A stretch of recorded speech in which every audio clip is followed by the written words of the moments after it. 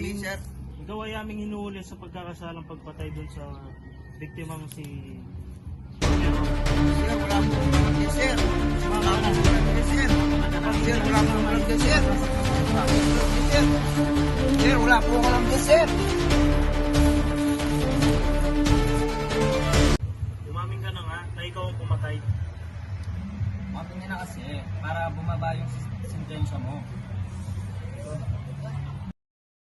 Hindi nga ako yun, sir. Bakit ba pinagpipilitan nyo na ako pumatay sa taong yun, sir?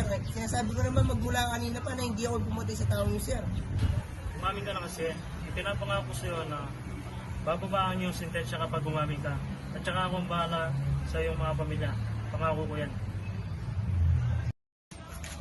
Umamin ka na kasi. Huwag kang mag-alala. Kaming bahala sa'yo sa loob. Hindi ka namin papabayaan sa loob.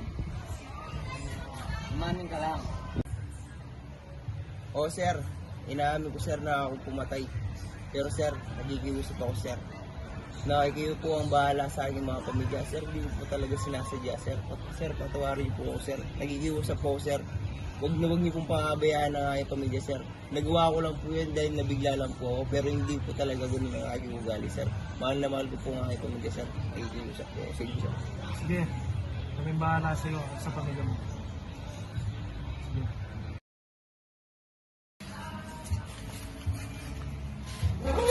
Ito ako na. Hininga ka niya. Sir, sakali man tumagal ako sa loob, nagigiusap po ako. Parin niyo po yung mga pangako niyo sa akin na hindi niyo po pabayaan ang aking pamilya. Oo. Kaming bahala sa mga pinangako namin sa iyo.